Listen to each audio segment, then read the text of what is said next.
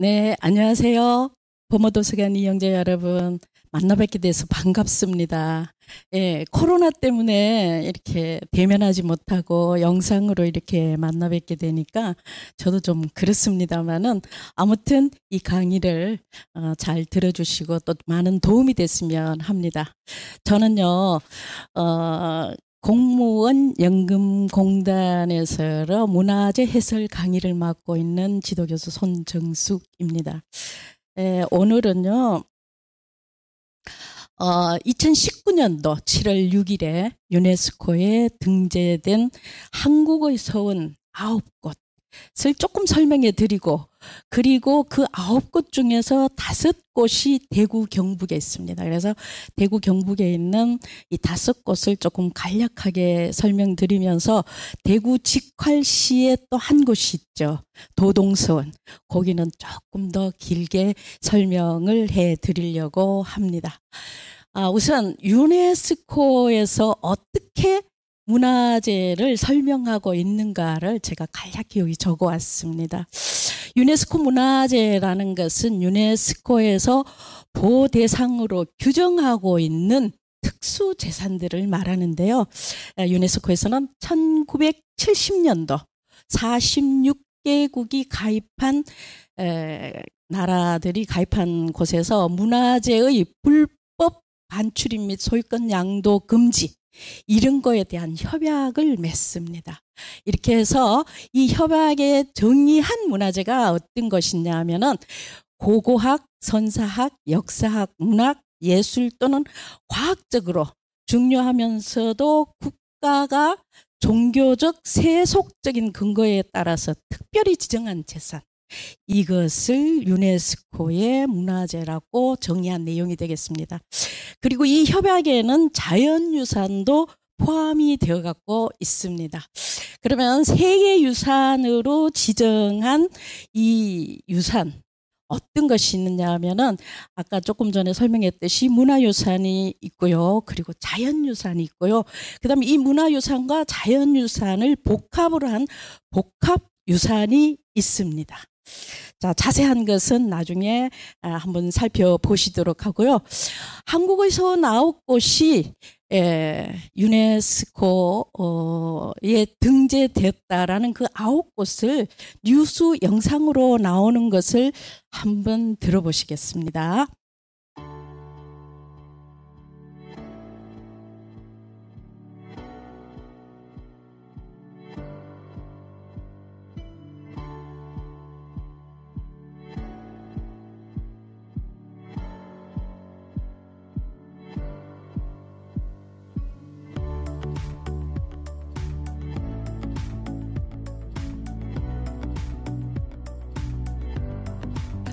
영주에 있는 소수서원이 되겠죠. 우리나라 최초의 서원입니다.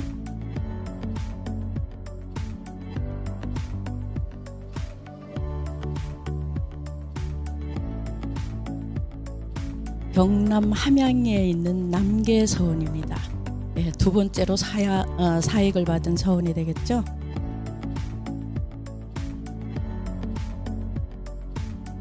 경주 옥산서원이 되겠습니다.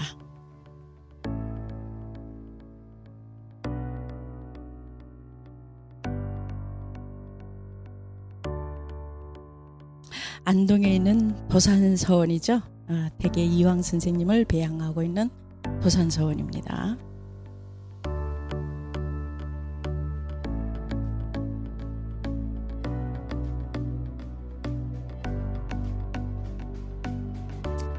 네, 전남 장성의 피람서원이 되겠습니다.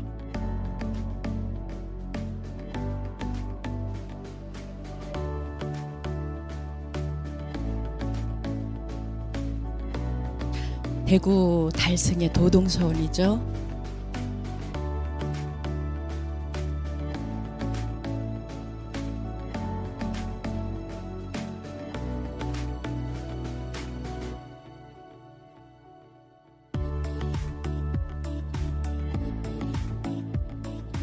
경북 안동에 있는 병산서원입니다. 서예 유성용 선생님을 배양을 하고 있는 서원이 되겠죠.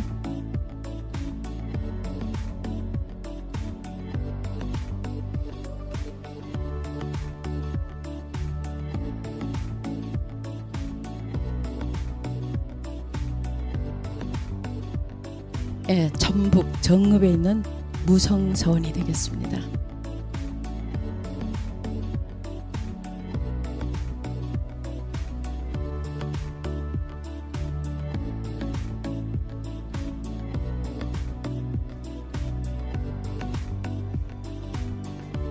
충남 논산의 도남서원이 되겠습니다.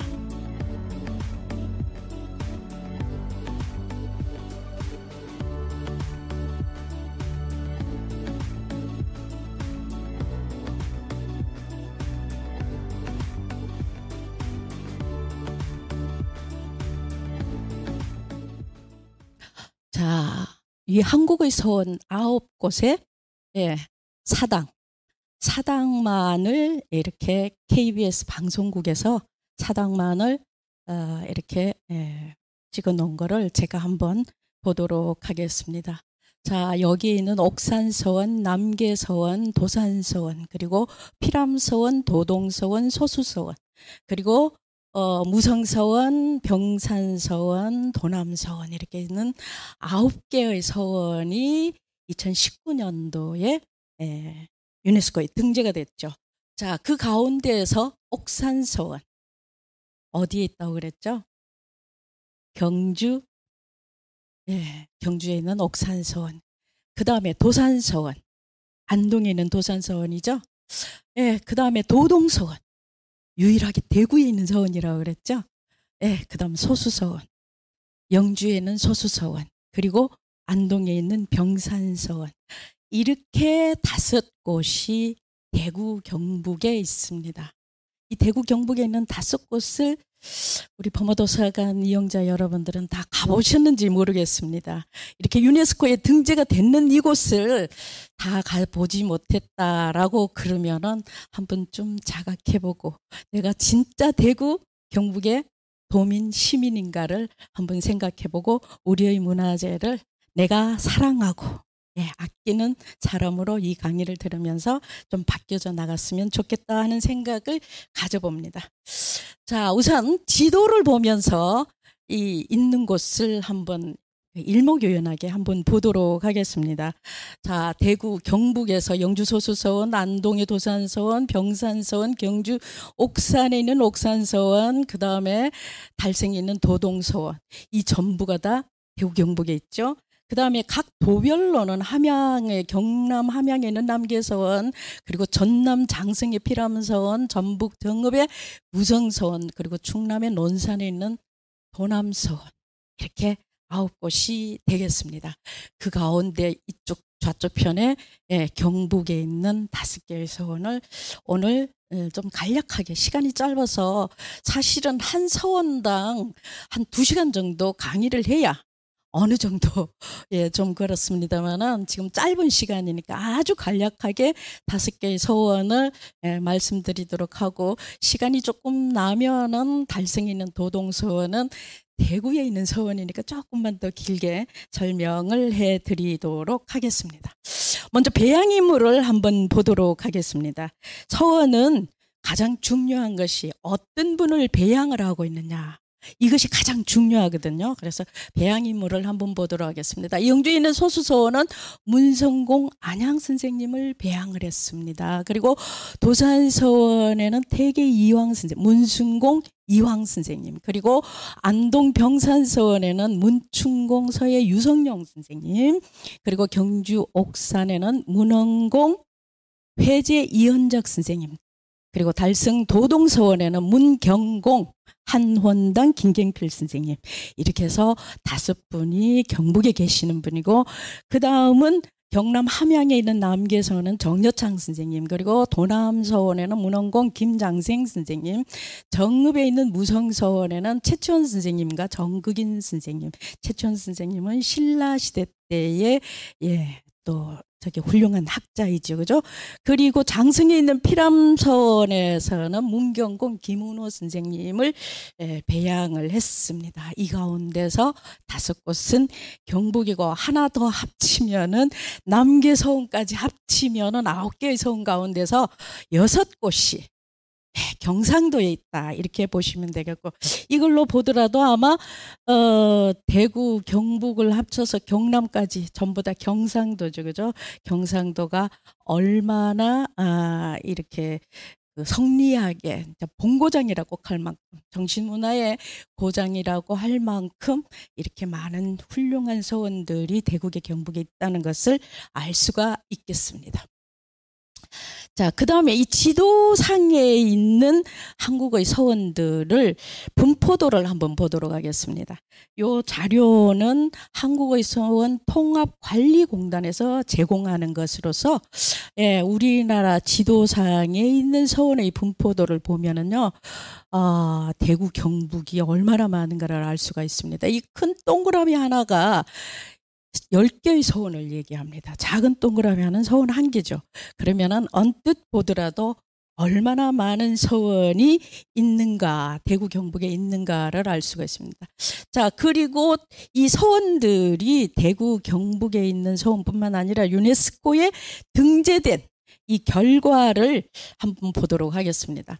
중국과 일본과 그리고 우리나라 한국에서 서원이 있습니다만은, 이 서원 가운데서 유독히 중국과 일본을 제치고 한국의 서원 9곳이 유네스코에 등재됐다는 것은 참 기뻐할 일이고 반가워할 일입니다. 그래서 이 부분들을 한번 살펴보도록 하면은 많은 곳이 있습니다만은, 첫째, 서원이라는 것은 재앙의 공간이 아주 뚜렷하고 재앙의 공간에 의해서 결정이 되는 경우가 많죠. 그래서 그 재앙의 공간에서 인물들은 지역 단위의 선현들을 모시고 있다는 겁니다. 반해서 중국에서는 공자를 주로 모시죠, 그죠? 일본은 아예 없어졌습니다. 그리고 재앙의 의례도 현존하고 있습니다. 현재까지 향사를 지내고 현존하고 있습니다만은, 중국에서는 일부에서만 하고 거의 하지 않고 있습니다. 일본도 마찬가지로 거의 하고 있지 않습니다. 그래서 재앙의 공간을, 재앙 의례를 아직까지도 한국에서는 하고 있다는 점입니다. 뿐만 아니라 서원의 입지 조건도 이렇게 보면은 자연 경관을 고려해서 재앙 인물의 연고지에다가 서원이 있다는 겁니다. 뿐만 아니라 모든 것들이 중국과 일본에 비교가 되지 않을 만큼 훌륭한 입지 조건과 재앙의 공간을 갖추고 있습니다. 그리고 견관 구성도 아주 자연 친화적으로, 아마 서원에 가보신 분들이 굉장히 많으실 건데, 들어가면은 나도 여기서 공부를 좀 하고 싶다 이런 느낌이 날 만큼 진입공간이라든가 이런 것이 아마 굉장히 훌륭하다는 것을 아마 느껴보셨을 겁니다. 그래서 굉장히 자연 친화적이고 현재도 개방을 하고 있고 공부를 하고 있다는 것입니다. 그런데 비해서 중국과 일본에서는 폐쇄적으로 하지 않고 있습니다. 당연히 한국의 서원이 유네스코에 등재되는 게 당연하다는 생각이 아마 드실 겁니다. 자, 서원의 분포도를 일단 한번 보면은요, 이 조선 시대의 서원의 분포도를 경상도, 전라도, 충청도, 경기도 이렇게 해서 이북에 있는 쪽까지 다 이렇게 한번 살펴보면은요,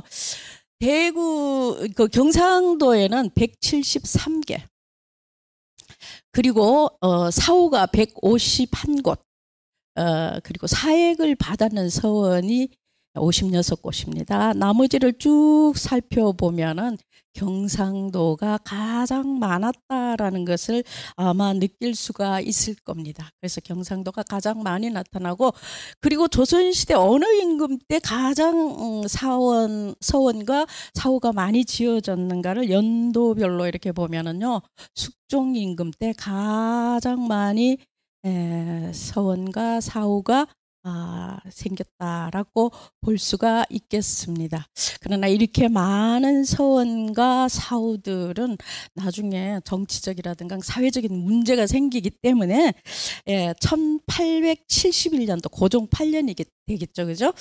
대원군의 서원 철폐령에 의해서 47곳의 사액서원만 남기고 모두 폭발을 합니다. 자, 여기에 우리가 유네스코에 등재된 서원이 곧바로 47개의 사획 서원 가운데 포함이 되는 것이 되겠습니다. 아직 현재까지도 이와 같은 교육이 이루어지고 있다는 것을 보여주는 사진이 되겠습니다. 이 도동서원에서로 또 선생님을 모시고 인문학 강의, 성리학 강의가 지금도 이와 같이 이루어지고 있다는 것입니다. 그리고 요거는 병산서원에서 향사를 지내는 한 장면이 되겠습니다. 요 한 장면을 보더라도 아직까지 향사를 지내고 제향을 한다는 것을 알 수가 있겠습니다. 뿐만 아니라 이 서원에서 초등학생, 중학생 정도가 전부 다 이렇게 한문 공부와 더불어서 그리고 인성 공부, 예절 공부 이러한 공부들을 우리 어린아이들한테도 지금도 이렇게 공부를 하고 있다는 거. 그러니까 계속 승계가 돼 나간다는 거. 문화는 이렇게 계속 승계가 돼 나가는 것이 굉장히 중요합니다. 자, 그러면은 우리나라에 이렇게 등재된 유네스코에 등재된 문화재는 총 몇 건이 될까요? 보면은 최초로 1995년도 석굴암과 불국사를 비롯해서 1995년도에 등재가 되면서 우리나라의 세계문화유산으로 등재된 곳은 총 14건이 되겠습니다. 이 14건이 된 이 유네스코에 등재된 서원을 어떻게 등재시키느냐, 간략하게 이것도 설명을 하려고 그러면 1시간 이상 걸려야 되겠지만 간략하게 제가 설명을 드리면은 우리나라의 문화재를 갖다가 유네스코에 등재를 시켜야 되겠다. 이렇게 되면은 전 세계적으로 보호해주는 문화재가 되기 때문에 이와 같은 문화재를 각국의 정부가 자료를 전부 다 정리하고 수합을 해서 세계유산 등재 신청을 합니다. 세계문화유산 등재 신청을 하고 이 등재 신청을 세계문화유산센터에서 받아가지고는 신청유산을 평가 의뢰를 합니다. 어디에 의뢰를 하느냐 하면은 여기는 이코머스와 IUCN으로 포함이 돼 있었는데 전문기관들이 이렇게 많이 있습니다. 이 많은 전문기관에서 의뢰를 해서 여기에서 심의를 해서 평가를 받아가지고 세계문화유산위원회에서는 등재 또는 등재 거부 요런 걸 갖다가 결정을 한다라고 보시면 되겠습니다. 그러면 이 결정을 하는 단계는 4단계가 있습니다. 어떤 4단계냐 하면은 등재가 된다. 등재되는 거는 다 알 수가 있잖아요. 그죠? 등재된다. 그 다음에 보류, 반려, 등재 불가가 있습니다. 이게 등재를 되는 거는 당연히 아주 좋지만 보류가 되거나 반려가 되는 경우에도 조금은 괜찮습니다. 그렇지만 등재 불가의 판정을 받으면은요, 같은 유산은 등재 불가가 재신청이 불가됩니다. 그래서 요번에 우리 한국에서 나왔고 또 딱 하면은 등재 불가를 받을까 하는 그런 우려성을 조금 지녔습니다만은 등재가 완료되어서 등재되었습니다. 자, 잠깐 살펴보면은 우리나라의 세계문화유산이 1995년 12월 달에 석굴암 불국사를 해서 이 14곳을 간단하게 한번 보면은요, 해인사, 장경판전, 종묘, 이건 1995년 12월 달에 됐습니다. 그리고 1997년에는 창덕궁과 화성이 유네스코에 등재됐습니다. 그리고 2000년도에 와서 경주 역사유적지구 그리고 고창, 화순, 강화의 고인돌 유적지가 역시 유네스코에 등재됩니다. 그리고 조선의 왕릉이 2000년도 있다 9년이나 지난 뒤 2009년도에 조선의 왕릉이 역시 유네스코에 등재가 됩니다. 그리고 2010년도에는 한국의 역사마을 하회와 양동마을이 유네스코에 등재가 되죠. 제가 경주 손씨입니다. 양동마을에 저희 집이 있습니다. 아직까지도 있습니다. 자, 이렇게 해서 유네스코에 등재됐고, 그 다음 2014년도에 남한산성이 유네스코에 등재가 됩니다. 15년도에는 국제역사유적지구, 그리고 2018년도에는 산사로서 한국의 전통산사, 예, 산지 승원으로서 예, 유네스코에 등재가 됩니다. 그리고 작년에 2019년도에 7월 6일에 한국의 39곳이 유네스코에 등재가 됩니다. 이 문화 이렇게 해서 문화유산이 13건이고, 그 다음에 제주에 있는 화산섬과 용암동굴이 자연유산으로 유네스코에 등재가 됩니다. 그래서 14건이 예, 유네스코에 등재가 됐다라고 볼 수가 있겠습니다. 자, 이 서원 5곳이 대구 경북에 있다고 그랬죠. 이래서 이것이 바로 우리나라의 5대 서원에 해당되는 곳이 되겠습니다. 이 서원이 유네스코에 등재되는 것만큼 사적과 전부 다 사적으로 지정이 되고 보물이 많습니다. 자, 다 설명하려고 그러면 너무 많으니까 이제 서원이라는 것은 이 조건을 다 갖추어 줘야 됩니다.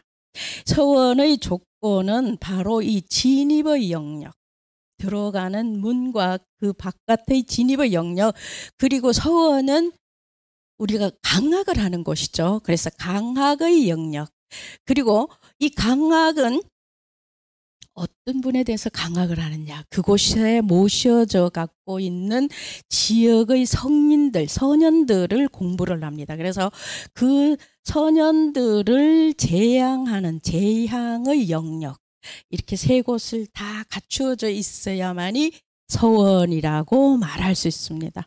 이 세 가지 영역 가운데서 가장 중요한 것은 어디라고 생각하세요? 어디예요? 바로 재향의 영역입니다. 그곳의 선현이 없으면은, 옛날의 교육은 선현이 없으면 배울 곳이 없죠, 그죠? 그래서 가장 중요한 것이 재향의 영역이다, 이렇게 보실 수 있고요.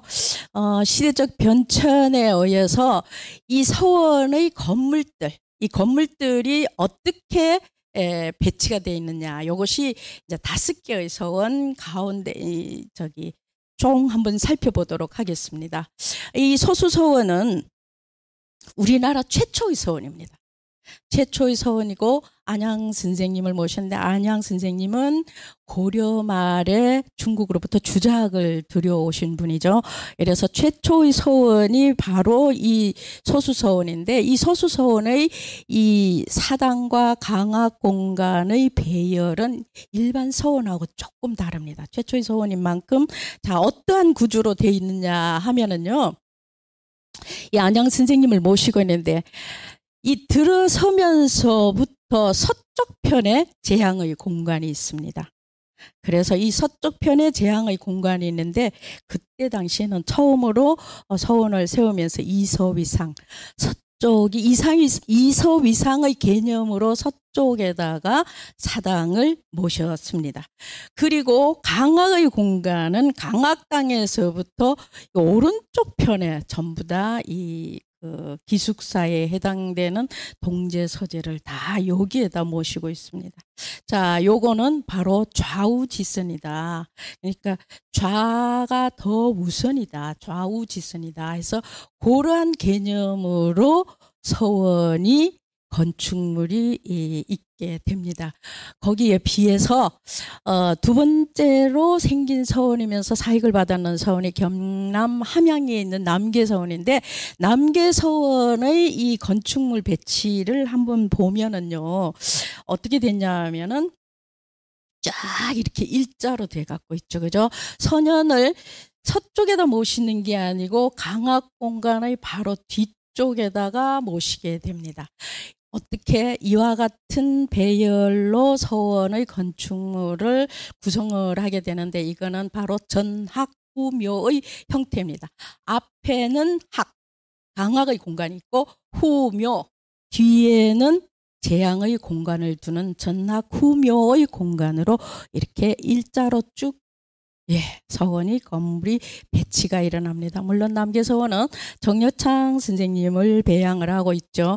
자, 다른 서원들을 이렇게 보면은 전부 다 전학후묘, 그 이후로부터 여기서부터는 서원의 건축물 위치가 전학후묘의 형태로 되어 있다는 것을 알 수 있을 겁니다. 자, 옥산 서원을 보면 역시 이렇게 전학후묘로 되어 있으며 회제 이현적 선생님을 배양을 하고 있고요.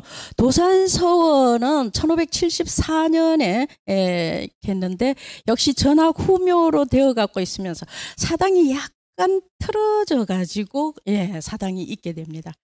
이럴 때는 들어오는 그 문에서부터 그러니까 서원의 들어오는 입구에서부터 선현이 보여야 된다 해서 입구 문에서부터 선현이 바로 보이게끔 약간 틀어가지고 사당을 배치했다라고 볼 수 있습니다. 이와 같은 거는 병산서원에서도 나타나는데 역시 태계 이황 선생님의 제자였던 서해 유성영 선생님의 병산서원에서도 이와 같은 형태가 조금 나타납니다. 전학후묘로 돼 있습니다. 자, 피람서원도 어떻게 돼 있느냐 하면은 전학후묘로서 일자형으로 돼 갖고 있고요. 그 다음에 도동서원도 마찬가지입니다. 여기는 도동서원도 전학후묘로서 건축물의 배치가 쫙 일자로 이렇게 돼 있습니다.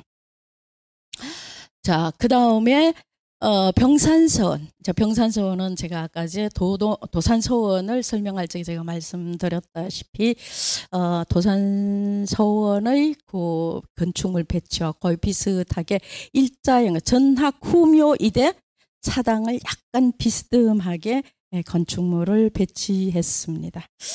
자, 그 다음에 도남서원. 도남서원은 원래 여기에 있었는 것이 아니고 조금 앞에 있었는데 홍수가 나므로 자, 여기에서도 전락후묘의 형태로 그 서원의 배치가 되어 갖고 있습니다. 무성서원도 역시 마찬가지입니다. 전락후묘의 형태로 되어 갖고 있습니다. 이 원래 그 무성서원은요, 신라말 최치원 선생이 여기에 태산태수로 부임을 했는데 워낙 선정을 베푸르셔가지고 그 업적이 굉장히 뛰어나서 태산사라고 있는 사당을 세우고 태산사라고 있는 곳에다가 서원을 세움으로써 이 최치원 선생님을 그대로 모셨다라고 돼 있고 아직까지도 무성서원으로서 큰 그 후세의 강학으로서 열심히 활동을 하고 계십니다. 자, 그러면은 대구 경북에 있는 5곳의 서원을 아주 간략하게, 정말 아주 간략하게 제가 설명을 드리도록 하겠습니다. 우리나라 최초의 서원이죠, 그죠? 민족의 태동지라고 할 수 있는 이 최초의 서원이고 사액도 최초로 받았습니다. 사적 55위로 되어 있고 영주시 순읍면 소백로에 있습니다. 이 소수서원은 대부분이 서원이라고 그러면 그 지역의 이름을 따서 예를 들어서 도산서원이면은 도산변에 있기 때문에 도산서원이다. 그 지역의 이름을 따서 서원을 명명을 합니다만은 이곳에 있는 소수서원은 지형과는 전혀 다르고 최초의 서원인 만큼 또 서원의 건축물 배치도 조금 다르고 그렇습니다. 그래서 여기에 있는 소수서원은 명종이 사액을 태계 이황 선생님이 올려서 사액을 받게 되는데 그때 받을 적에 자 서원의 이름을 어떻게 하지 이렇게 하고 대제학 신광한을 불러서 신광한 선생님을 불러서 서원 이름을 어떻게 하느냐 하고 문제를 내니까 기폐지학 소이수지라는 글을 써서 올렸습니다. 자, 이미 무너진 학문을 번역을 하면 이미 무너진 학문을 다시 이어닦게 한다. 안양 선생님은 고려 말에 주작을 처음으로 들여오신 선생님이에요. 그래서 이 가운데에서 여기 있는 소와 수를 따서 소수 서원이 된 겁니다. 그래서 명종의 사액을 받은 서원이 되겠죠. 문화재는 엄청 많습니다. 국보가 있고요. 회원 안양 선생님의 영정이 국보로 돼 있고요.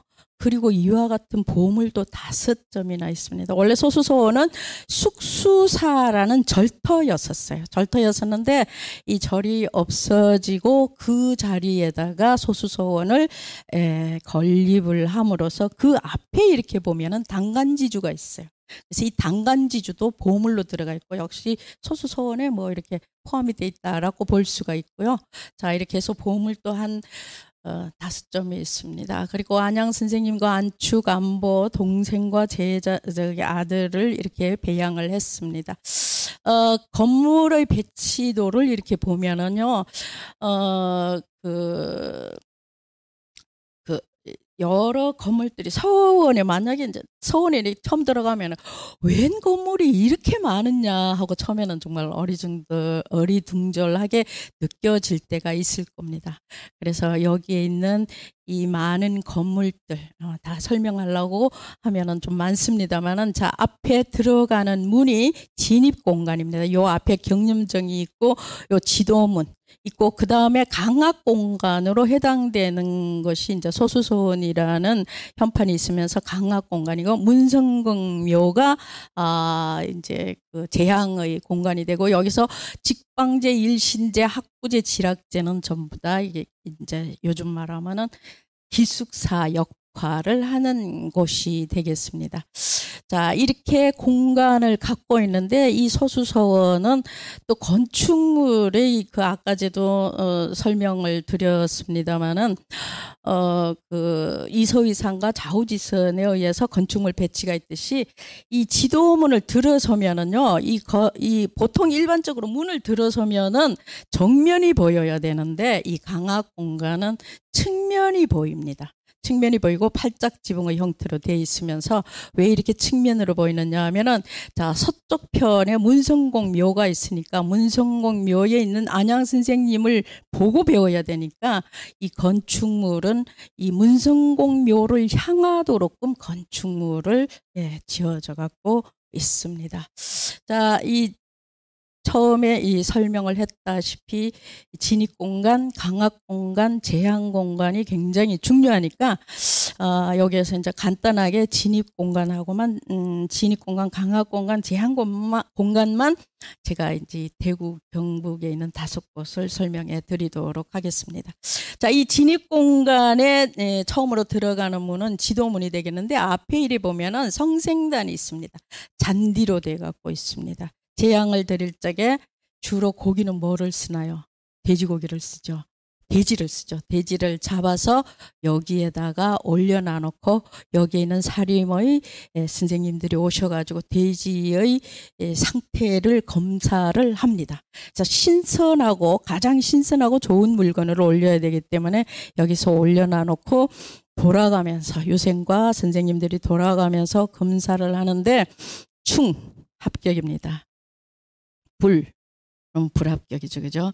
여기서 모두가 다 충이 나와야 제향을 드릴 적에 하고 있습니다. 자, 여기 잔디로 돼 갖고 있고 성생단이 되겠습니다. 일반적으로 또 딴 곳에 가면은 거의 돌로 돼 갖고 있습니다. 이렇게 제향할 적에 쓰는 그 다음에 그 앞에 보면은 이제 경념정이 있죠. 이 경념정은 그 유생들이 공부를 하다가 보면은 공부가 쉬운 게 아니죠. 머리가 엄청 아프죠. 그리고 서당이라는 것은 단순히 공부하는 것이 아니고 토론하고 논쟁하는 일이 더 많습니다. 그래서 그 토론하고 논쟁하다가 보면 머리가 아프죠. 그래서 나와서 다시 쉬어가면서 또 그 여유를 좀 가질 수 있는 곳이 여기 경념정입니다. 이 경념정은 드라마 같은 데 굉장히 많이 나옵니다. 여기에서 얼마 전에 어떤 드라마에서도 이 경념정을 배경으로 해서 촬영한 것을 보았는데 이 염자는 그 중국 북송의 철학자 염계추돈이를 경모한다는 뜻으로 이 염자를 따온 겁니다. 그래서 경념정이 되겠습니다. 자, 여기 보면은 이렇게 내부에는 주세봉 선생님과 태계 선생님들의 여러 그 시판들이 많이 걸려 갖고 있습니다. 그 다음에 이제 지도 그 문을 들어와서 강학의 영역을 한번 보도록 하겠습니다. 아까 이 건물 전체를 설명할 때도 제가 말씀드렸지만 문을 딱 열고 들어가면 정면이 보이는 것이 아니고 측면이 보이면서 팔짝 지붕의 옆면이 다 이렇게 보이게 됩니다. 보면은 앞에 백운동이라고 되어 있습니다. 원래 이 서원의 이름이 백운동 서원인데 사액을 받으면서 소수 서원이 된 것입니다. 보물 제 1403호로 강학당이 지정이 돼 갖고 있죠. 이제 이 강학당은 문성공 묘를 바라보도록 되어 갖고 있습니다. 그리고 그 안쪽에 보면은 소수서원이라는 사액을 받는 현판이 있습니다. 이 명종의 친필이다라고 되어 있죠. 근데 사실은 이 친필은 박물관에 있고 여기 걸어도 도둑 맞을 수 있으니까 여기는 아주 이제 똑같습니다. 누가 봐도 똑같은 부분이 걸려갖고 있습니다. 자, 이렇게 해서 그 옆으로 지나면은 직방제 일신제가 있습니다. 이 많은 설명을 다 드리려고 그러면 시간 내에 좀 못 찰 것 같아서 그냥 넘어가겠습니다. 그리고 학구제, 그리고 지락제. 여기에 이제 들어오면서부터 시작해서 초등학생, 중학생, 고등학생, 뭐 요즘으로 말하면 전문대학 정도까지도 전부 다 공부하는 곳이 서원이에요.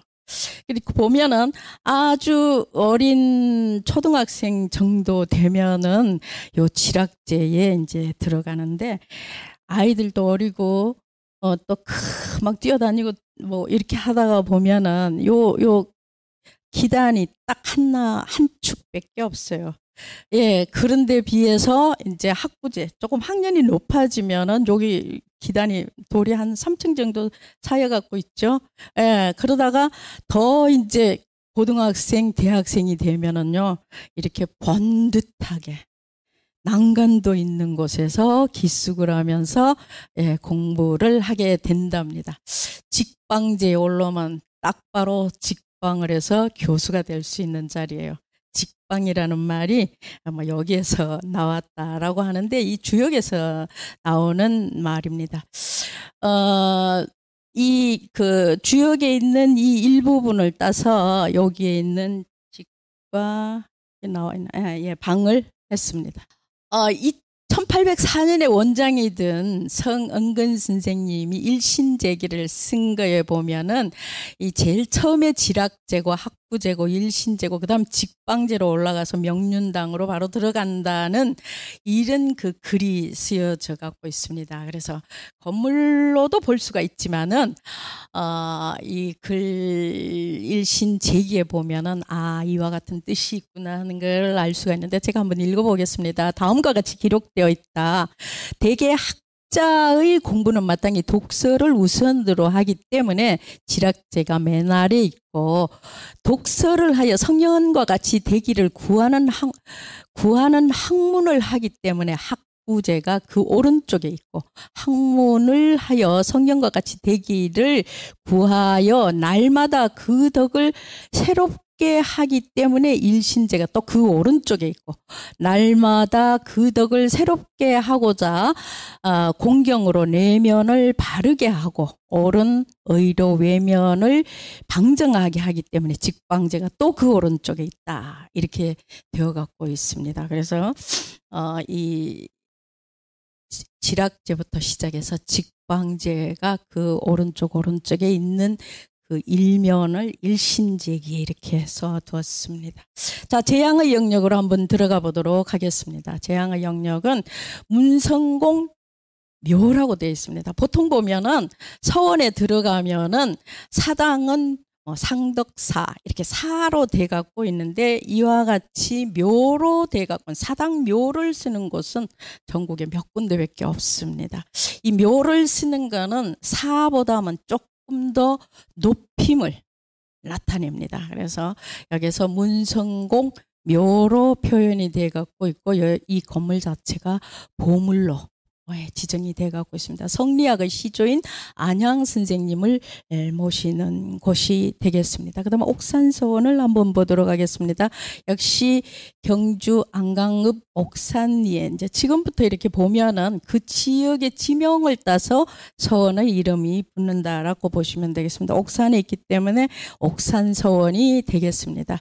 이 양동마을이 2010년도에 유네스코에 등재되면서 사실은 옥산서원까지 다 이렇게 포함이 되어 있었습니다만은 요번에 다시 이 서원이 이 유네스코에 들어가면서 이쪽에 또 묶어서 9개의 서원으로 다시 유네스코에 등재가 됩니다.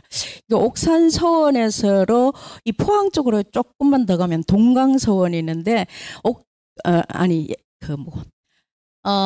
양동마을에서 양동마을은 경주 손씨와 그 여주이 씨가 여강이 씨라고 그러죠, 그죠? 여주이 씨가 거기에 살고 있습니다. 그래서 그 경주 손씨의 서원이 동강서원이 되겠고요. 그 다음에 여주이 씨, 여강이 씨의 서원이 옥산서원이 되겠습니다. 조금 떨어져 갖고 있죠.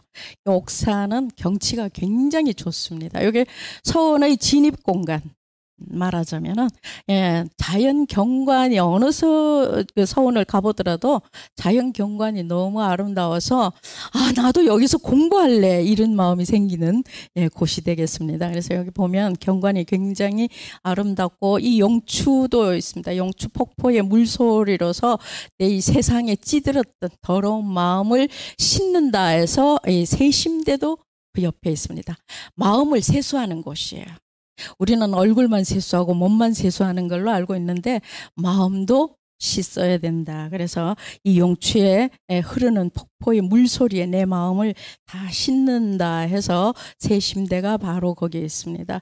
회재 이현적 선생님은 그 옥산서원 옆에 사산오대를 만들어서 자연과 더불어서 항상 공부를 하고 마음을 또 시키고 그렇게 했었다라고 합니다.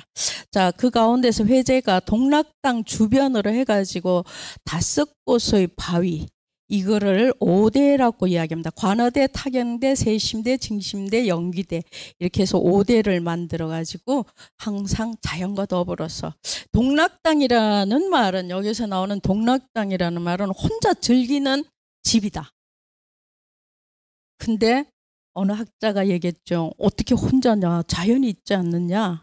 자연과 더불어서 사람이 아닌 자연과 더불어서 지내는 곳이다. 이것이 동락당이다라고 볼 수가 있겠습니다. 이 용추를 조금 넘어서면 옛날에는 길이 없어서 이쪽으로만 유생들이 왔어야 했습니다. 요곳으로 지나왔어야 하는데 이 다리가요, 두 사람이 못 가요. 혼자서밖에 갈 수가 없습니다. 혼자서 가면서 장난을 치거나 조금 쉬운 말로 까불락거리면은 물에 퐁당이죠, 그죠? 그래서 제일 중요한 것은 이러한 것은 서원에서 다른 서원에서도 많이 느낄 수 있습니다. 공부를 하는 제일 첫 번째 덕목이 무엇이냐? 마음가짐이다. 온매무새. 요것이 먼저 돼서 여기에도 건너올 적에 마음을 허틀었으면 밑에 퐁당 떨어지겠죠, 그죠? 그래서 이 다리를 봐도 우리 소년들의 마음가짐이 어떻게 가졌는가를 알 수가 있습니다. 옥산서원은 전부 다 설명은 다 못 드리겠습니다만은 경주 부윤 이재민에 의해 가지고 건립이 되는데 1574년에 사액을 받게 됩니다. 물론 뭐 대원군의 서원 철폐령에도 없어지지 않는 서원이 되겠죠. 자, 사산오대 회재 이현적 선생님이 이렇게 자연과 벗삼아서 이렇게 동락을 했는 그 사산오대를 그냥 간단하게 한번 살펴보도록 하겠습니다. 이 사산오대는요, 회재 이현적 선생님은 본부인에게는 자식이 없었죠. 근데 그 서자가 한 분 있죠. 그죠? 잠계 이전인이 있습니다. 이 전인이 이황 선생님한테 부탁을 해가지고 이 회재가 27살 때, 회재 선생님 27살 때 지은 원조 오잠과 그리고 1562년에 이 사산오대를 또 넣어서 함께 섰다라고 하는데, 사산은 화계산, 자옥산, 무악산, 도덕산 있고, 오대는 조금 전에 말씀드렸듯이 징심대, 타경대, 관어대, 연기대, 세심대가 있습니다. 지도로서 한번 살펴보도록 하겠습니다. 자옥산. 자, 여기에 있는 여기를 보면은 동서남북이 있죠, 그죠? 이 동서남북이 있는 걸로 봐서, 자, 여기에 쭉 있는 가운데서로 요 자옥산은 서쪽이네요. 자옥산 있죠. 그 다음에 도덕산이 있습니다. 그 다음에 무악산이 있고요. 화계산이 있습니다. 이게 사산으로서 회제 이연적과 더불어서 함께 지대온 산들이 되겠습니다. 그 다음에 오대를 한번 보겠습니다. 바위의 그 아름다움을 실제로 가보시면은요, 저는 옛날에 그 동락당과 옥산서원을 갔는데 세상에 이보다 더 아름다운 곳은 없을 것이다, 이런 생각이 드는 곳이었어요. 정말 경관이 아름다워서 진짜 여기서 공부하면 머리가 싹 맑아져서 저절로 성리학이라든가 모든 공부가 들어올 것 같은 생각이 들었던 곳입니다. 이제 여기 세심대는 아까 그 입구에서 설명해 주듯이 마음을 씻는 그런 곳이 되겠고, 자, 하나 더 올라가면은 관어대가 있습니다. 물고기 노는 것을 동락당에서 이렇게 내려다보면은요, 맑은 물에 물고기 노는 게 다 보여요. 관어대가 되겠죠. 여기가 동락당이잖아요. 바로 여기 동락당 옆에 보면은 관어대가 있습니다. 바로 그 위에 연기대가 있습니다. 바위가 아주 좋습니다. 그리고 더 올라가면은 타경대, 징심대가 있습니다. 이렇게 해서 사산오대를 아주 즐겼었던 그런 회제 이은적 선생님과 더불어서 옥산서원이 있다라고 보시면 되겠습니다. 자, 진입 공간이 되겠죠. 주변이 굉장히 아름답고 자연경관이 굉장히 뛰어나고 맑은 공기 속에서 이것이 바로 이제 그 옥산서원의 전경을 위해서 찍은 사진이 되겠습니다. 들어가는 문은 열랑문이 되겠습니다. 열랑문은 하기편에, 논어의 하기편에 나오는 글귀에서 따온 글이 되겠습니다. 이렇게 혼자 이렇게 있으니까 친구가 오면은 굉장히 반가웠겠죠. 벗이 멀리서 찾아오니 이안이 즐겁겠는가 하는 글귀에서 불력 낳고라 하는 욕에서 연락을 따가 불령 역호라, 불령 낳고라 하는 욕을 해서 따서 연락문이 되겠습니다. 일반 서월에서는 없는 것이 되겠습니다만은 여기에는 마치 종묘에 있는 것처럼 물길을 안으로 잡아서 흘러가도록 해서 바깥곳과 안쪽이 전혀 다른 곳을 의미하는 또 그런 것이 되겠습니다. 자, 루가 있는데요. 이 루는 무변루가 되겠습니다. 역시 무변루도 올라가고 내려가는 길이 다 다르게 이렇게 되어 갖고 있으면서 혼자서만 올라갈 수 있도록 마음가짐을 아주 철저히 마음을 모아야 올라갈 수 있을 만큼 올라가는 길이 좁습니다. 옥산서원의 강당은 구인당이 되겠습니다. 자, 여기 있는 현판도 역시 사액을 받았는 것만큼 바깥에 있는 이 현판은 추사 김정희 선생님의 글씨가 되겠습니다. 제주도로 유배 가기 전에 섰는 현판이라고 합니다. 54세 때 섰는 현판이라고 되어 갖고 있습니다. 안에 보면은요, 역시 옥산서원이라는 현판이 있습니다. 이 현판은 이산해 선생님의 글씨입니다. 근데 옥산서원에 한번 불이 난 적이 있어서 강당이 탔는데 다행히 이 현판을 보관을 잘 해서 현판은 있습니다. 자, 강당의 현판은 구인당이라고 되어 있고요. 동제는 민구제, 서제는 암수제. 공부하면 할수록 머릿속은 더 깜깜하죠. 암수제입니다. 자, 그 다음에 사당의 이름은 체인묘입니다. 그 소수서원에서도 사당이 문성공묘로 되어 있었죠. 여기도 체인묘로 되어 갖고 있습니다. 사당묘자를 씁니다. 이 사당묘자를 쓰는 것도 역시 회제 이현적 선생님도 굉장히 그 높임을 뜻하는 묘를 썼다는 것입니다. 이 체인묘는 인을 체험한다는 뜻이 되겠습니다. 밤의 향사를 지내기 전의 사진이 되겠습니다. 인을 체험한 사람 회제 이현적 이렇게 나와갖고 있습니다. 사액을 받고 난 다음에 영의정으로 추증이 됩니다. 그다음 도산서원을 한번 보도록 하겠습니다. 도산서원은 그 서원 중에서 가장 유명한 서원처럼 돼갖고 있고 또 뭐 해외에서 그 여행을 오더라도 도산서원이 제일 많이 간다고 그래요. 안동면 안동시 도산면에 있어서 도산서원이 되겠습니다. 위치는 낙동강의 상류에 있는 거죠, 그죠? 자, 이곳에 간 김에 또 뒷길로 쭉 올라가면은 되게 태실도 있고요. 그리고 되게 종택도 있고 여러 가지 이육사 박물관도 있고 여기에 뭐 문화재가 쫙 많이 있습니다. 더 많이 구경하고 오시면은 좋겠습니다. 자, 요거는 이제 그 도산서원은요 앞에 있는 도산서당이 이제 회제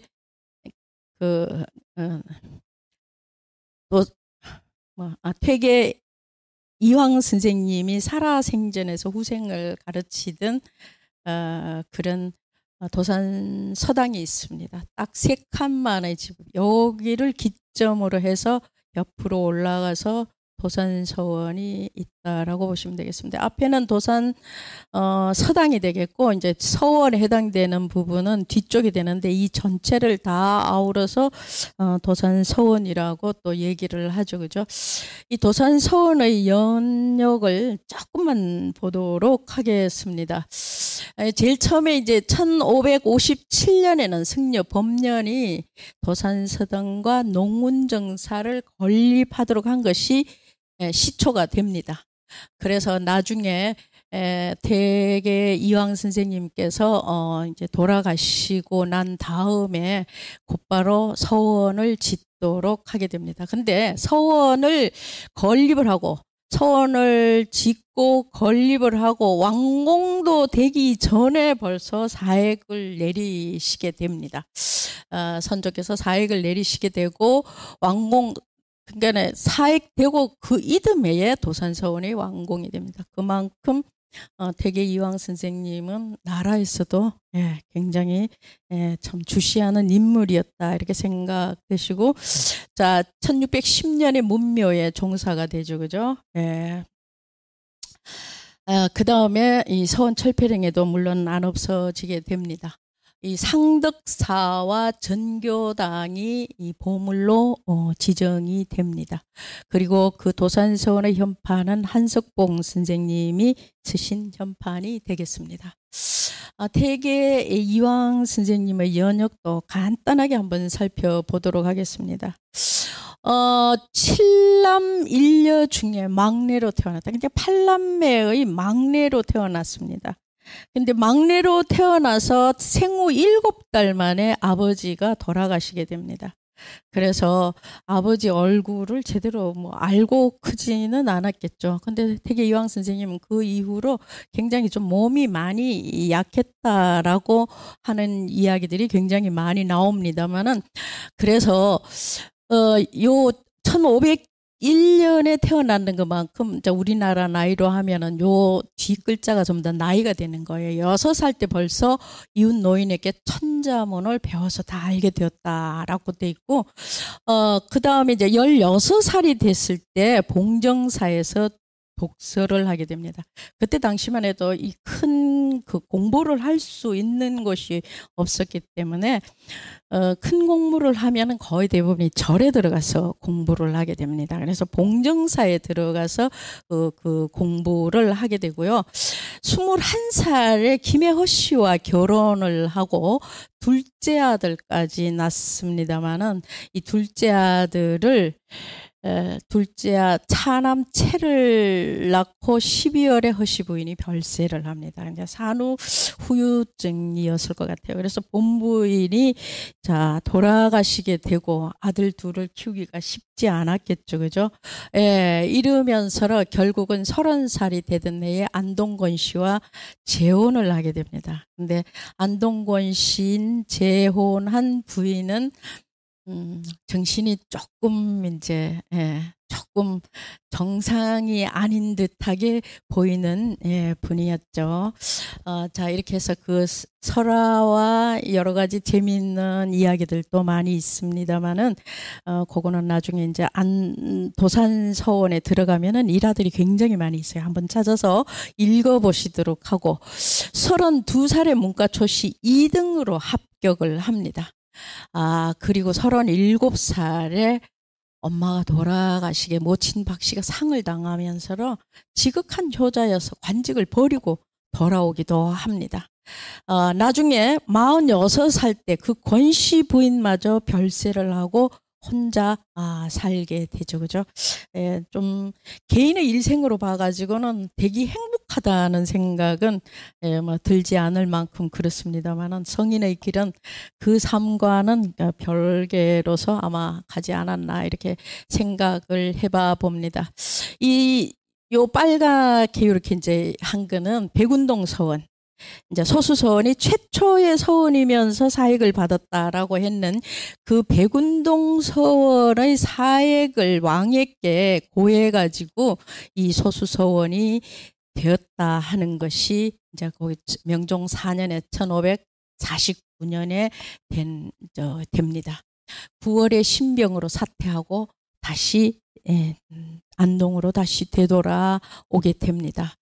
나중에 54살이 된데 명종 9년에 경복궁의 현판도 이 퇴계 이황 선생님이 섰다라고 합니다. 그리고 난 다음에 이 율곡 선생님이 58이고 23세고 나이가 몇 살 차이가 나요? 약간 35세 정도 차이가 나죠. 이렇게 차이가 많이 나는 그 젊은 사람과도 찾아와서 도학을 논했다라고 합니다. 그래서 학문에는 나이가 없고 이런 아주 경계심이 전혀 갖지 않는 이런 토론 공부를 많이 하셨다라고 합니다. 자 이렇게 해서 그 마지막으로는 고봉 기대성 선생님과도 사단 칠정론의 논변도 하시게 되고 나중에 제자들하고도 또 여러 가지 토론과 그걸 많이 합니다. 재임 중에 그러니까 선조 원년에 제왕학에 대한 성학 10도도 임금에게 올리는 일도 합니다. 자, 태계 이황은 우리나라에서 보담도 중국과 일본에서도 그 사상을 많이 논하게 되는데 그 가운데서 하늘과 사람이 하나라는 천일합일 사상을 말했다라고 합니다. 그리고 이 일본 학자들은 이 퇴계는 신과 같은 존재를 인정하지 않고 인간의 생사는 완전히 자기 자신에게 있다. 즉 각자 자기의 생사에 대한 전적으로 책임과 의무가 있으며 자기의 운명은 자기의 마음과 성정에 좌우될 뿐이다. 이것이 퇴계학의 독특한 일면이다라고 일본에 있는 그 학자가 이렇게 말한 바도 있습니다. 또 중국의 학자도 퇴계라는 사람은 도연명의 감정과 두보의 품격과 그리고 소동파의 아름다운 말씨와 주자의 사상을 다 겸비한 사람이다. 이렇게 높이 평가하고 지적을 또 했습니다. 도산서원으로 잠깐 들어가 보면은 퇴계 이황은 그 매화를 굉장히 좋아하고 사랑해서 이 살아 생전에 이 매화와 주고받는 시가 굉장히 많이 있습니다. 그래서 이 서원의 앞쪽에다가 이와 같이 매화를 심어놨습니다. 진입공간에 묘화를 심어놨습니다. 서울에 또 그 68세에 임금의 부름을 받아가지고 서울에 가 있으면서도 도산의 묘화를 그리워하면서 도산의 묘화를 생각하다 하고 이렇게 묘화에 대한 시를 주고받고 했다라고 합니다. 들어가는 입구에 보면은 추로지향이라는 글씨가 있습니다. 이 추노지향은 추는 추나라의 맹자를 뜻하고 노나라의 공자를 뜻하는 곳으로서 추와 노나라의 고향이 바로 여기에 있다라는 뜻으로 공자와 맹자의 학문을 여기에서 내가 완성한다는 뜻으로 추로지향을 썼다라고 합니다. 이 추로지향은 그 태계가 명종 21년에 그러니까 1566년에 명종으로부터 공조판서와 홍문관 대제학의 벼슬을 제수를 하고 한양으로 올라가는데 올라가다가 중령곡에서 몸이 너무 아파가지고 되돌아오면서 태계가 중령곡에서 공자가 살았던 노나라와 맹자가 살았던 추나라의 고향으로 내가 다시 돌아갈 것이다. 이렇게 해서 추로지향이라는 단어를 그때 썼다라고 합니다. 이렇게 해서 내가 돌아가는데 임금님들 나를 말릴 수 있겠느냐 하고 다시 되돌아왔다라고 합니다.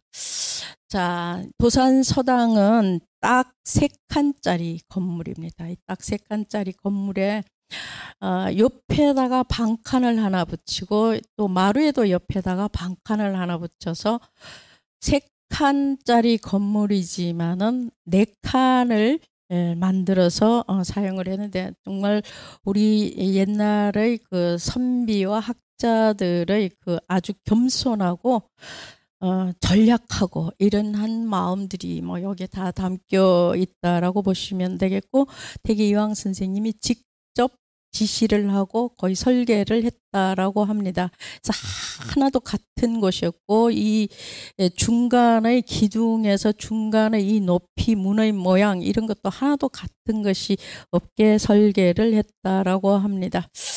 자, 이 중간에 있는 방은 완락제가 되겠고요. 서원으로 한번 들어가 보도록 하겠습니다. 들어가는 입구는 진도문이 되겠죠.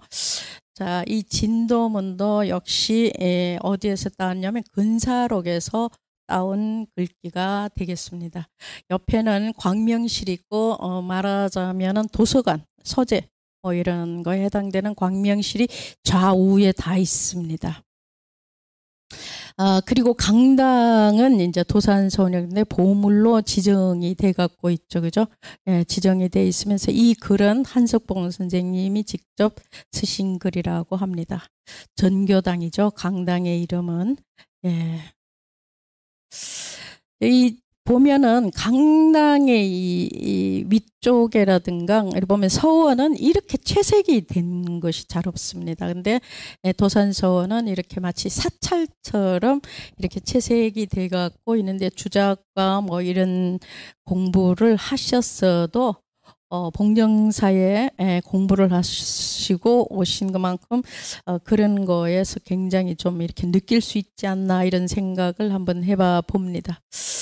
자, 그 다음에 동제, 박약제, 서제, 홍의제가 있고요.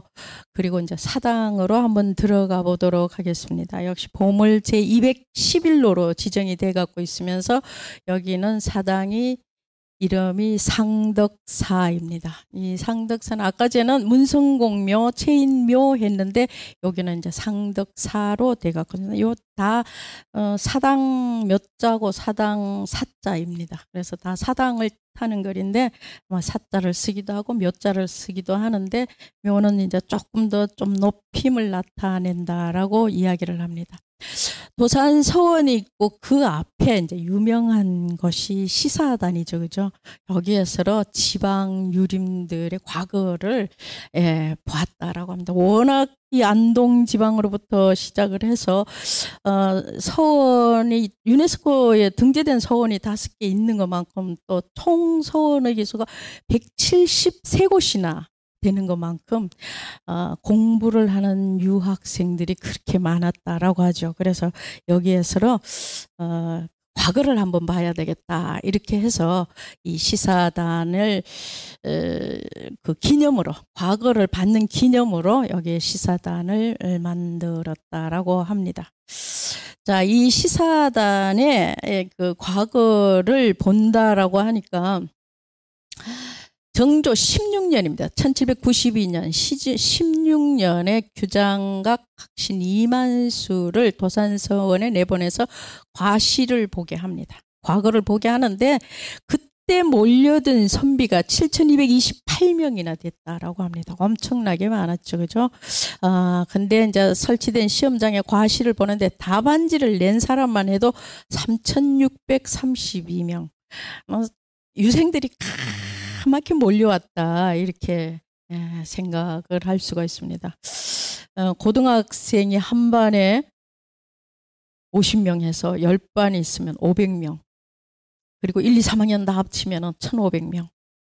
그 사람들이 고등학생 1, 2, 3학년 다 뭐 이렇게 모여져 갖고 있으면 정말 까맣게 보입니다. 근데 7,228명이 왔다고 그러니까 그 도산서원의 앞들의 강변에 그 7,228명이 왔다고 그러니까 얼마나 많이 모였는지 정말 구름대 같이 유생들이 모였다라고 볼 수가 있겠습니다. 자, 병산서원 한번 보겠습니다. 병산서원은 안동에 있는 하회마을 뒤쪽으로 들어가든지 이쪽으로 해서 오면은 되겠습니다. 유명한 서원이죠, 그죠? 서예 유성룡 선생님을 배양을 한 곳이 되겠습니다. 원래 이 그 병산서원은 여기에 있지를 않고 풍산면에 있었습니다. 근데 나중에 이쪽으로 옮겨오게 됩니다. 이 서예 유성룡 선생님은 그 이황 선생님의 문화에서 1590년 통신사로 갔던 임진왜란이 일어났던 전이죠, 그죠? 그래서 그 김성일 선생님과 같이 동문 수학을 했던 분인데 인물이 얼마나 잘생기고 그 인물도 잘생겼지만 그 출중함이 대단해서 그 태계 이황 선생님이 버선발로 나가서 맞이했다. 이런 일화가 있습니다. 유성룡 선생님의 가장 유명한 것이 뭡니까? 징비록이죠. 그죠? 이 징비록은 국보로 지금 지정이 돼 갖고 있고, 임진왜란이 일어나서 그 우리의 백성들이 당하고 힘들었던 부분을 다시는 이와 같은 전쟁이 있어서 백성이 곤란에 빠지지는 말아야 되겠다 해서 그 실화를 그대로 기록한 징비록이 국보로 지정이 되는데 그 저자가 바로 서예 유성룡 선생님이 되겠습니다. 유성룡 선생님은 이 조선의 5대 명재상 가운데 한 분이 되겠습니다. 이 명재상이 되려고 그러면은요, 어떠한 조건을 갖추어야 되느냐? 명재상이 되려고 그러면 첫째가 성공후사, 나라 일을 먼저 생각하고 집안 일은 두 번째로 생각하는 그런 정신이 있어야 되고, 그 다음에 청렴해야 됩니다. 내 거 사리사욕 챙기면 안 되겠죠, 그죠? 셋째는 임금이 잘못하면은 직언할 줄 알아야 된다. 이 세 가지를 다 갖추고 있고, 넷째는 업무 처리가 아주 공정해야 된다. 사리사욕이 있으면 안 된다. 이 네 가지를 다 겸비한 사람이 서예 유성룡이다. 그래서 명재상 중에 한 분이다라고 이야기를 했고, 퇴계는 유성룡 선생님이 하늘이 내린 사람이라고 얘기를 했습니다. 공부를 할 적에 맹자의 구절 중에서 백성이 가장 귀하고 사직이 그 다음이고 군주가 가장 가볍다라는 이 말에 굉장히 감명을 받았다라고 이야기를 하고, 이 성품이 서예는 첫째 외모가 출중했다라고 합니다. 경을 여기 이야기했습니다. 선조가 서예를 보고 경은 바라보기만 해도 존경심이 우러난다. 우리가 그런 사람이 돼야 되겠죠. 바라보기만 해도 존경심이 우러난다.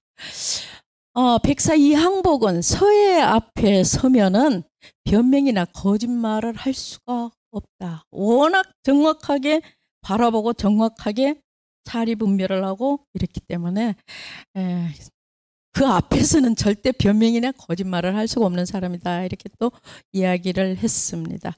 두 번째로는 그 서예는 명석한 두뇌와 박학한 지식의 소유자였기 때문에 누구를 만나더라도 주로 듣는 편이었다. 이렇게 말했습니다. 서예가 태계 문화에서 가장 많이 공부한 책이 바로 근사록입니다. 그죠?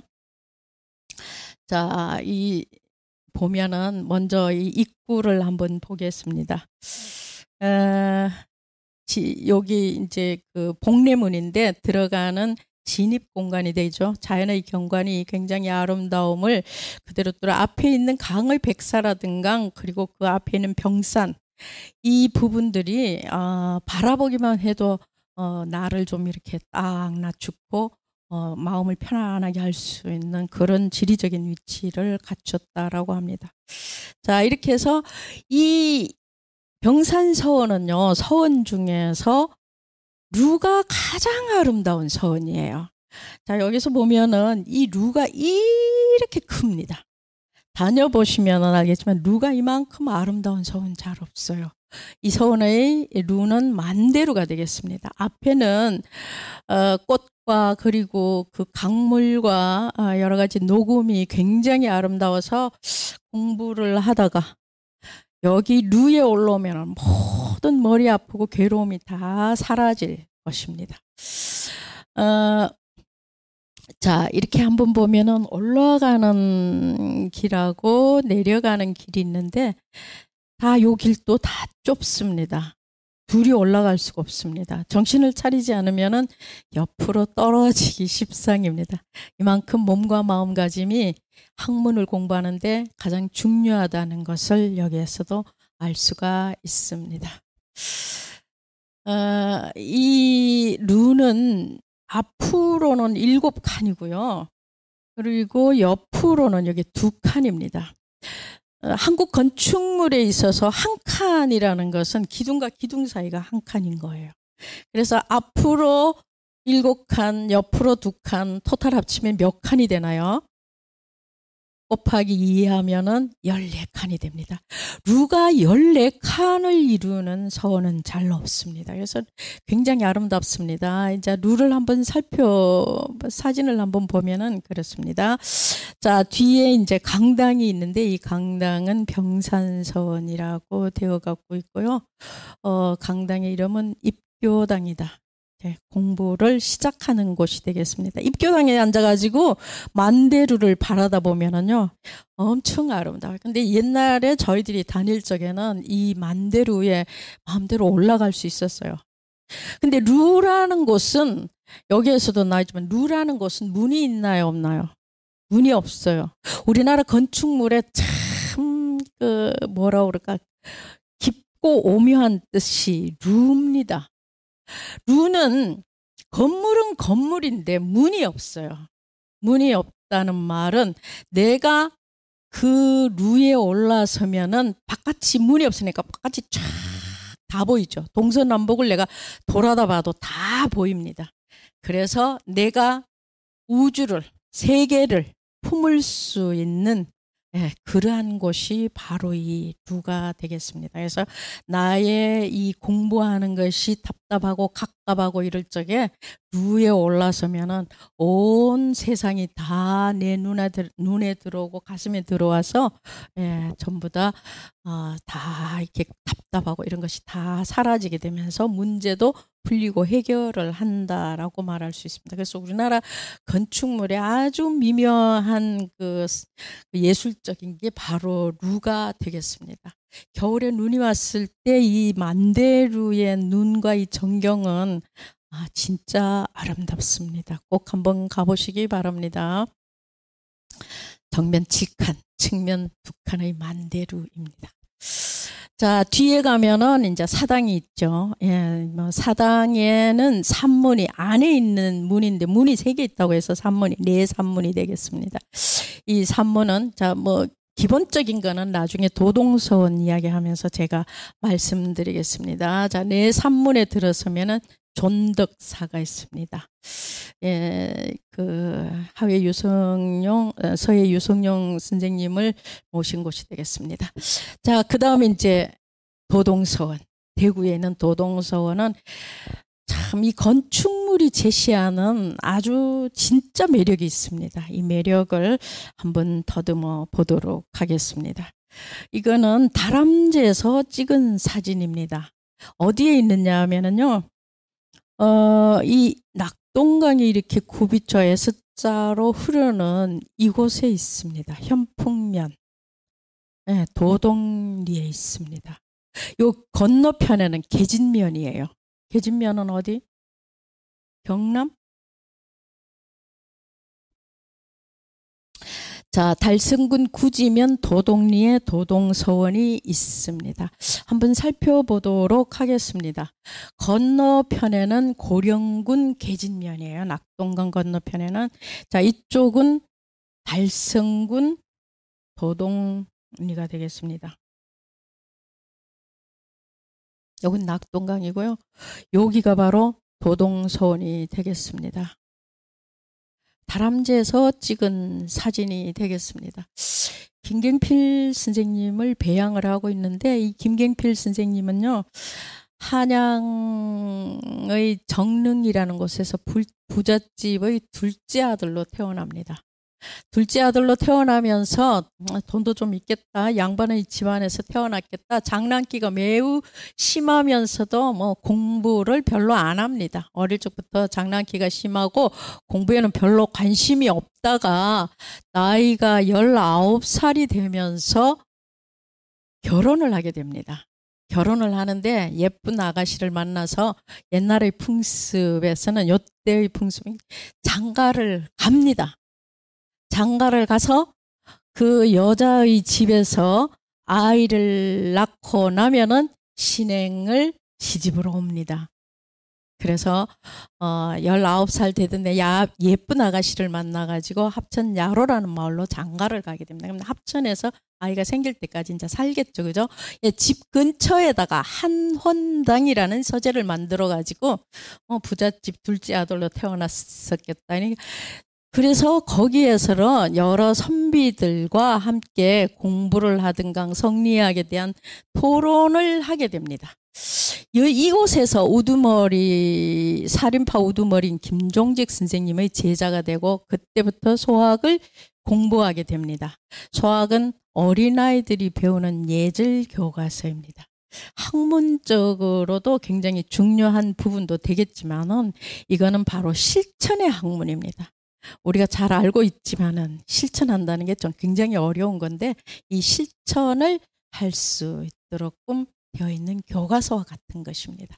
그래서 스스로 이 공부를 쭉 해나가면서 스스로 김경필 선생님은 자기 스스로 소학동자라고 얘기를 했습니다.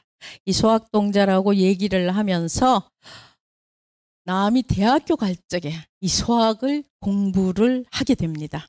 소학은 어떤 학문이냐 하면은 요 3가지를 제가 한번 적어봤습니다. 사람이 살아가면서 지켜야 할 가장 기본적인 도리, 그리고 실천의 학문이며 인간답게 사는 법이 담겨져 있습니다. 모든 학문의 기초가 되는, 말하자면 초등학교 같은 그런 교과서에 해당되는 것이 바로 소학입니다. 이 소학을 그때서야 공부를 합니다. 그리고 30세쯤 돼서 이제 겨우 생원시에 합격을 해가지고 성균관에 입학을 하고 그 후에 사헌부감찰이든가 형조자량의 벼슬을 합니다만은 1498년에 홍구파가 살인파를 공격하는 무오사화가 일어나게 됩니다. 이 무오사화는 김종직이 쓴 조의제문 때문에 일어나게 되는데 이 조의제문에 의해서 이 한원당 김경필 선생님이 무오당인이라는 제목으로 나중에 귀향을 가게 됩니다. 어디로 가느냐 하면은 평안도 희천으로 곤장 80대를 맞고 귀향을 갑니다. 귀향을 가서 거기에서는 이제 조광조, 제자 조광조를 만나고 유아가 학동을 있게 해줍니다. 그리고 난 다음에 갑자사화가 일어나죠. 2년 뒤 전라도 순천으로 이배를 하고, 이배가 된 뒤에 갑자사화가 일어나고, 순천에서 이 무호당인이다, 김종직의 바로 제자 무호당인이다 라는 죄목으로 51세에 죽음을 맞게 됩니다.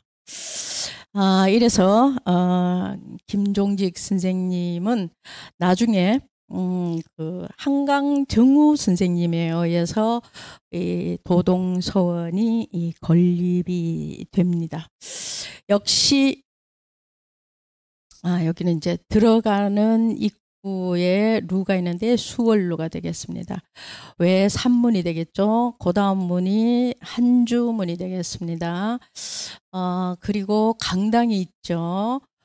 그리고 동제와 서제가 있습니다. 그리고 이제 안쪽에 있는 산문을 내산문이라고 얘기하죠. 내산문 다음에는 바로 사당이 있습니다. 사당 옆에는 증반소, 향사를 지낼 때 음식물을 차리고 하는 곳이죠, 그죠? 그리고 장판각이 있고요, 유물 전시관이 있고, 또 관리소가 있습니다. 건물은 전학후묘의 형태로 건축 사원의 아주 기본적인 걸 다 지니고 있습니다. 그런데 대부분의 서원들은 다 이렇게 남향을 하고 있는데, 여기에 있는 도동서원은 남향이 아닌 북향입니다. 그렇지만은 산을 등지고 있는 배산임수형으로 건물이 서원이 들어서게 됩니다. 참 이상하게 남향이 아닌 북향으로는 이렇게 집을 짓지 않는데, 여기는 전락후묘의 형태를 갖고 있으면서 진입공간, 강압공간, 제양공간을 아주 잘 갖추어져 갖고 있는 전락후묘의 형태로 되어 갖고 있으면서 1963년에 이 담장과 강당과 사당을 보물 350호로 지정을 합니다.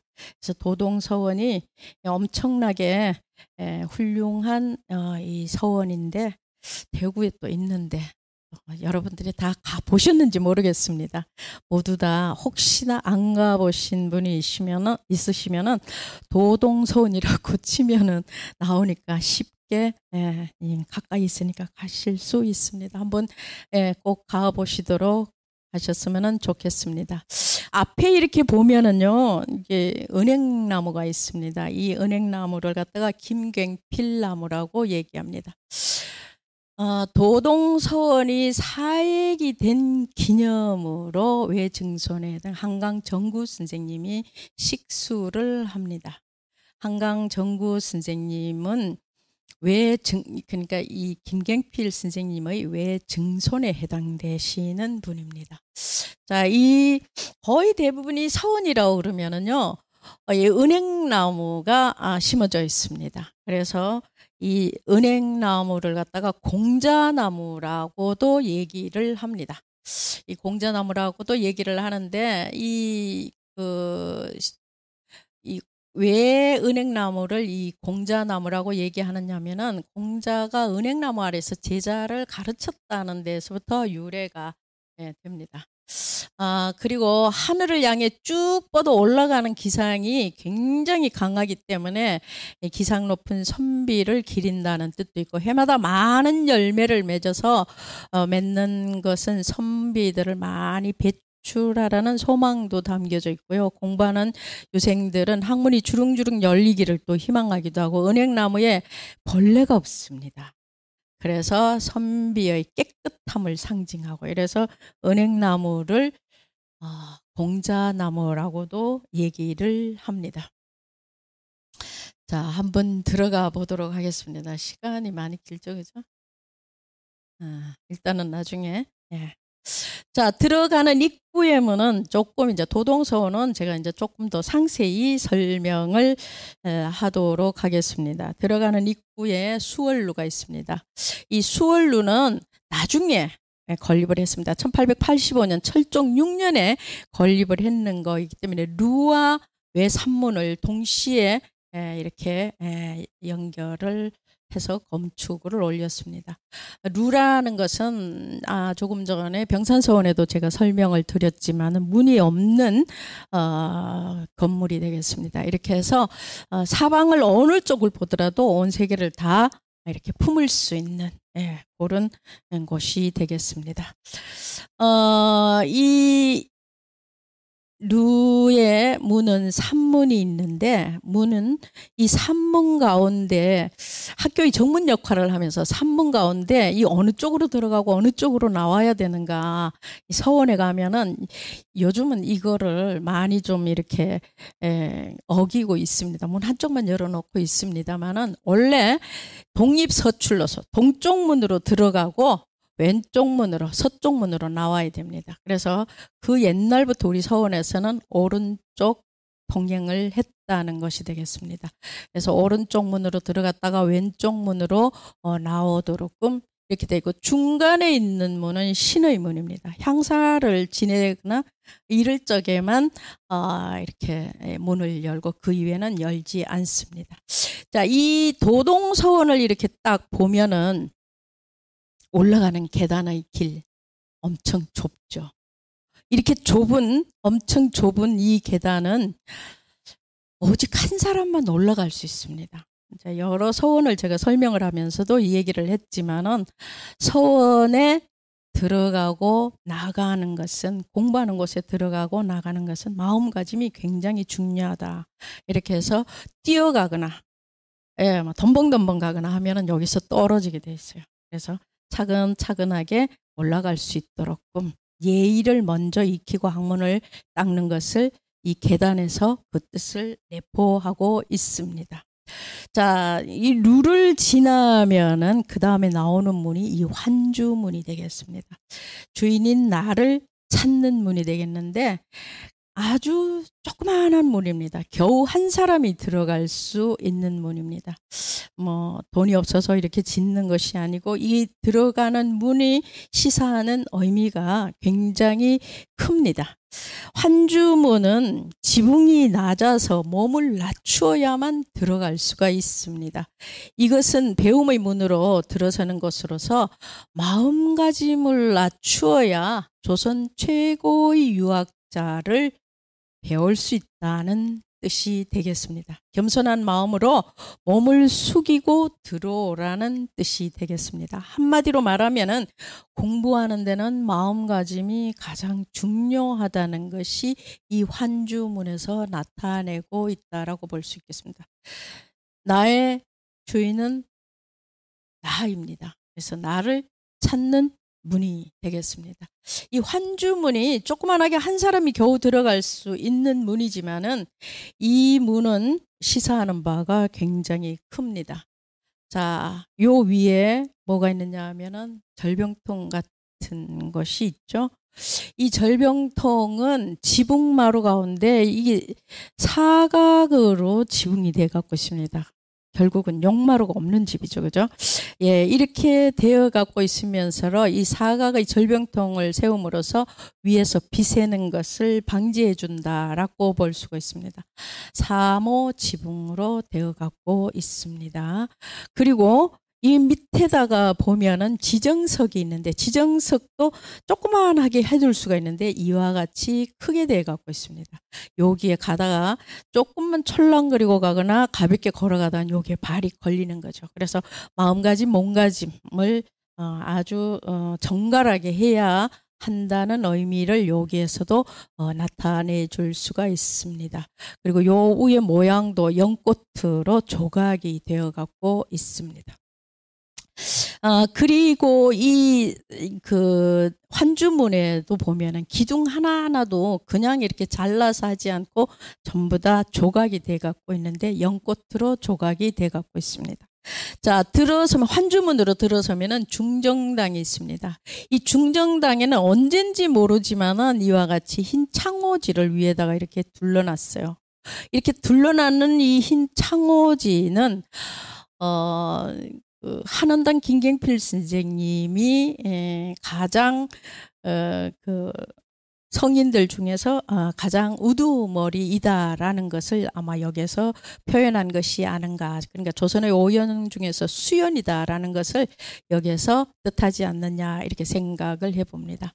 중정이라는 것은 이 정자가 발을 정자죠. 그래서 아주 어느 쪽에도 오른쪽이든 왼쪽이든 옳든 그르든 이렇게 변으로 치우치지 않고 한쪽으로 치우치지 않고 바르게 실천한다는 뜻으로 중정당이라고 이야기하고 결국은 중용을 나타내는 곳이다 라고 말할 수 있습니다. 그리고 여기가 정료대가 되겠습니다. 옛날에는 전기가 없으니까 여기에다가 이제 불을 밝히고 유생들이 공부하다가 화장실을 가거나 이러면은 이용할 수 있도록 되어 있다라고 말할 수 있겠습니다.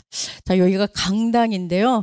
강당의 앞면에 있는 요 글씨는 자, 선조께서 사액을 한 형판인데 모정 배대호 선생님의 친필이 있습니다. 그리고 바깥에 있는 것은 대개 이황 선생님의 글씨인데 집자를 한 것입니다. 이렇게 해서 현판이 붙어져 있고, 이 도동서원에서 가장 이제 이 중요한 것은 이 올라가고 내려가는 곳에 이 부조가 있는 것입니다. 이 부조의 조각이 다른 서원들에는 정말 찾아볼 수 없는 곳인데, 이 모양을 보면은요, 올라가는 거, 이 다람쥐 모양 보이죠? 이 다람쥐가 꼬리가 밑에 있고 올라가는 형태. 그리고 내려오는 길은요, 꼬리가 여기 있죠. 이렇게 해서 내려오는 형태, 올라가고 내려오는 것.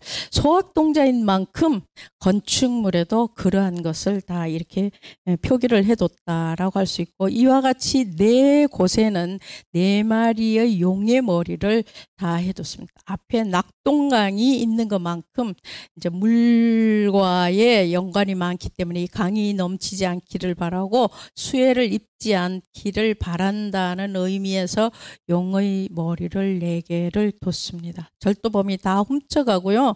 하나만 진짜가 남아있다라고 합니다. 이 하나 진짜 있는 거는 안동 국학진흥원에 있습니다. 그리고 이 석축도 아주 다양하게 이렇게 되어 있는데, 이 돌들의 모양들이 마치 천조각을 하나하나 이렇게 붙여놨는데 어떻게 이렇게 했을까 하는 생각이 듭니다. 전국에서 선비들의 존경의 뜻을 담아가지고 가져온 돌을 이렇게 짜맞추기를 했다라고 합니다. 이 아주 그냥 굉장히 어떻게 이렇게 할 수 있나, 이는 한국만이 나타낼 수 있는 그런 석축이 아닌가 이렇게 생각을 합니다. 자, 요 앞에 보면은 돌거북이 있습니다. 이 돌거북도 역시 바다의 수해를 또 그 하는 부분도 있지만은 이 잡스러운 것을 통과시키지 않겠다는 굳센 의지와 더불어서 강당을 오다가 뛰어오면은 여기 돌거북의 머리에 받치게 돼 있습니다. 그래서 뛰지 말고 조용히 몸과 마음가짐을 잘 하라는 의미가 되겠습니다. 자, 동제와 서제가 있고요. 중요한 것은 자, 이곳에 있는 그 토담과 보물로 지정된 곳을 잠깐 또 설명을 드려보도록 하겠습니다. 자, 여기에 안막새와 수막새가 이 담장에 쫙 이렇게 연결이 돼 갖고 있습니다. 전국에서 최초로 이 담장이 보물입니다. 이 담장이 보물로 되어 갖고 있는데, 안막새와 암키와와 숙키야가 아주 이 조화롭게 사이에서 음양의 조화를 잘 이루어서 만물의 천지창조를 의미하는 부분도 있습니다. 자, 안막새, 순막새가 있는데, 안막새 다스카는 땅을 의미하고 순막새는 하늘을 의미해서 이 조화, 천지 조화를 담장에서 나타냈다라고 볼 수가 있겠습니다. 사당 안에 이 담장의 모습도 그대로 안막새, 순막새와 그대로 다 되어갖고 있습니다. 여기는 제문을 태우는 곳입니다. 대부분 제문을 태우는 것이 땅 바닥에 있거나 이런데, 여기는 담 중간에 있는 게 아주 독특합니다. 그리고 사당이 있습니다. 이 사당은 매년 2월 8일 날 중정일에 향사를 지내고 있습니다. 사당으로 올라가는 내산문과 그리고 여기에 있는 모든 조각품들도 대단히 그 의미가 많이 있습니다. 자, 여기에는 김갱필 선생님과 그리고 한강 정구 선생님을 모셔두고 있습니다. 올라가는 곳에 보면은 이 옆과 올라가는 바로 이 옆도 전부 다 조각으로 다 돼 있으면서 태극무늬와 하나하나도 다 신경을 써서 조각을 해뒀다라고 볼 수가 있겠습니다. 여기도 역시 거북의 머리를 두어서 조심하라는 것이 되겠습니다. 앞쪽에는 진달래, 목단, 배롱나무, 국화 이 사계절의 꽃들이 계속 피어서 사당에 전달을 한다라고 보시면 되겠습니다. 이때까지 강의를 들어주셔서 대단히 감사합니다. 네.